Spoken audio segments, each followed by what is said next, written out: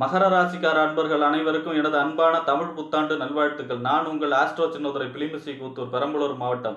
நிகழும் மங்களகரமான குரோதி வருடம் சித்திரை மாதம், அதாவது தமிழ் வருடம் குரோதி வருடத்திலே முதல் மாதம் சித்திரை மாதம் மகர ராசிக்காரர்களுக்கு எப்படிப்பட்ட கிரக நிலைகள் இருக்கிறது, அதனால் என்ன பலன்கள் ஏற்படும் என்பதை பற்றி இந்த காணொலியிலே பார்ப்போம். இதுபோன்று தொடர்ந்து தமிழ் மாத ராசி பலன்களை தெரிந்து கொள்ளவும், ஜோதிட தகவல்களை தெரிந்து கொள்ளவும் நமது சேனல் ஆஸ்ட்ரோ சின்னதுரையை சப்ஸ்கிரைப் செய்து கொள்ளுங்கள், லைக் பண்ணுங்க, நண்பர்களுக்கு ஷேர் பண்ணுங்க. மகர ராசி, உங்கள் ராசிக்கு 4ஆம் இடம் வீடு, வண்டி, வாகனம், மனை, தாயார் ஸ்தானத்தை குறிக்கக்கூடிய சுகஸ்தானம், வித்தை ஸ்தானம் என்று சொல்லக்கூடிய 4ஆம் இடத்துக்கும் 11ஆம் இடம் என்று சொல்லக்கூடிய லாபஸ்தானம், அபிலாஷைகள் பூர்த்தியாகக்கூடிய இடம், மூத்த சகோதர ஸ்தானம், 11ஆம் இடம் என்பது நம்முடைய நெருங்கிய நட்பு வட்டாரங்கள். ஆக இந்த 4க்கும் 11க்கும் உடையவர் செவ்வாய் உங்கள் ராசிக்கு 2ஆம் இடத்திலே சஞ்சரிக்கிறார் 10ஆம் தேதி வரை, சித்திரை மாதம் 10ஆம் தேதி வரை.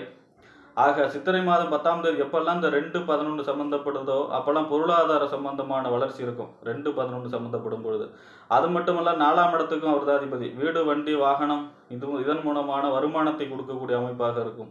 ஆனால் சனியோடு உங்கள் ராசிநாதனோடு சேர்ந்து சஞ்சரிக்கும் போது அதனுடைய பலன் கொஞ்சம் குறைவுபடும். மற்றபடி சித்திரை மாதம் 10ஆம் தேதிக்கு பிறகு உங்கள் ராசிக்கு 3ஆம் இடத்தில் சஞ்சரிக்கிறார். 3ஆம் இடம் என்பது முயற்சி ஸ்தானம், வெற்றி ஸ்தானம், இளைய சகோதர ஸ்தானம். 3ஆம் இடம் என்பது அக்கம் பக்கத்து வீட்டுக்காரவங்க, நம்ம போடுற கையெழுத்து, ஒப்பந்தம், இந்த மாதிரியான விஷயங்களை சொல்லக்கூடிய இடம், கான்ட்ராக்டு இதெல்லாம் சொல்லக்கூடிய இடம் 3ஆம் இடம். ஆக இந்த 3ஆம் இடம் இளைய சகோதர ஸ்தானம். சகோதர ஸ்தானத்திலே சகோதரக்காரங்கன்னு சொல்கிறார். அப்போ சகோதரர் வழியான லாபங்கள் என்னென்ன, அவர் 11ஆம் இடத்துக்கு அதிபதி, இளைய சகோதர வழி லாபங்கள்.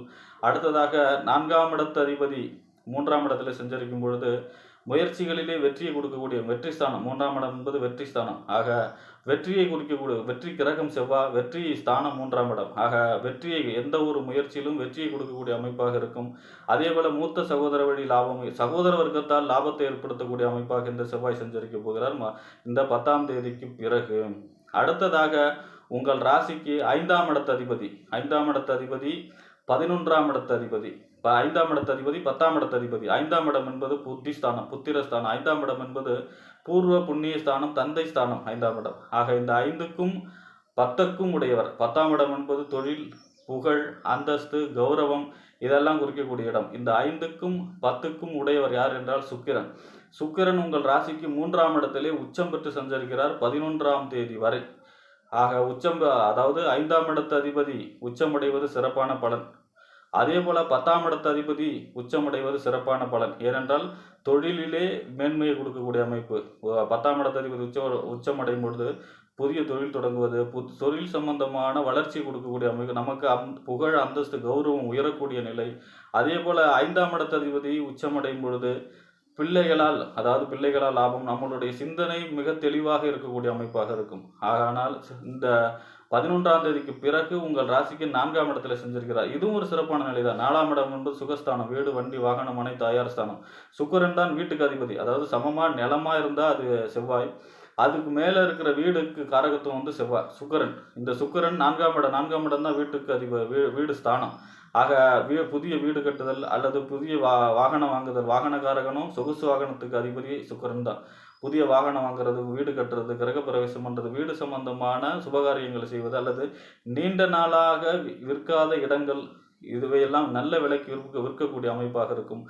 நம்முடைய வாகனங்கள், புதிய வாகனம் வாங்குறது அல்லது நம்முடைய வாகனம் நல்ல விலைக்கு விற்பனை, அதாவது வாகனத்தால் லாபத்தை, வீடு, வண்டி, அசையா சொத்துக்களால் லாபம், அசையும் இந்த வீடு, வண்டி, வாகனமான இதுவைகளால் லாபத்தை ஏற்படுத்தக்கூடிய அமைப்பாக இருக்கும் இந்த சுக்கிரன் 11ஆம் தேதிக்கு பிறகு 4ஆம் இடத்திலே சஞ்சரிக்கும் பொழுது. அடுத்ததாக உங்கள் ராசிக்கு 6ஆம் இடத்து அதிபதி நோய், எதிரி, வம்பு, வழக்கு, கடன் ஸ்தானம், உத்தியோகஸ்தானம். இந்த 6ஆம் இடத்துக்கும் 9ஆம் இடத்துக்கும் அதிபதி பாக்கியஸ்தானம், தந்தை ஸ்தானம், உயர்கல்வி ஸ்தானம், தொலைதூர பயணஸ்தானம். ஆக இந்த 6க்கும் 9க்கும் உடையவர் நீச்சம் பெற்று சஞ்சரிக்கிறார் 3ஆம் இடத்திலே புதன். 12ஆம் தேதி வக்கரம் முடிவு பெறுகிறார். 11ஆம் தேதியோட வக்கரம் முடிஞ்சிருச்சு. அடுத்தது பார்த்தீங்கன்னா அந்த புதன் நீச்சம் பெற்றே மீனத்திலே செஞ்சிருக்கிறார் சித்திரை மாதம் 27ஆம் தேதி வரை. சித்திரை மாதம் 27ஆம் தேதிக்கு பிறகு மேஷம் 4ஆம் இடத்துக்கு வருகிறார். ஆக அதுவரையுமே 9ஆம் இடம் பாக்கிய ஸ்தானாதிபதி வலுவிழந்து செஞ்சிருக்கிறார். ஆக தந்தை மகன் உறவிலே சில பிரச்சனைகள் ஏற்படும். தொலைதூர பயணங்களை தவிர்ப்பது நல்லது. உயர்கல்வி சம்பந்தமான முயற்சிகளை தவிர்ப்பதும் நல்லது. உத்தியோகம் சம்பந்தமான முயற்சிகளை தவிர்ப்பதும் நல்லதாக இருக்கும் இந்த 27ஆம் தேதி, சித்திரை மாதம் 27ஆம் தேதி வரை. அடுத்ததாக உங்கள் ராசிக்கு அஷ்டமாதிபதி சூரியன் உச்சமடைகிறார், வலுவடைகிறார். பொதுவாக அஷ்டமாதிபதி வலுவடையக்கூடாது. 8ஆம் இடத்துக்கு அதிபதி, 8ஆம் இடம் மறைவு ஸ்தானம், ஆயுள் ஸ்தானம். 8ஆம் இடம் என்பது ஒரு துர்ஸ்தானம். ஆக இந்த 8ஆம் இடத்து அதிபதி 4ஆம் இடத்திலே உச்சமடைகிறார். அது ஒரு நல்ல நிலை இல்லை. பொதுவாக 4ஆம் இடம் வாகன ஸ்தானம் இல்லையா? ஆக 8ஆம் அதிபதி அங்கு வலுவடையும் பொழுது நீங்கள் வண்டி வாகனங்களிலே கவனமாக செல்ல வேண்டும். ஏற்கனவே பாதசனி நடந்துகிட்டு இருக்கு. வண்டி வாகனங்களிலே கவனமாக செல்ல வேண்டும்.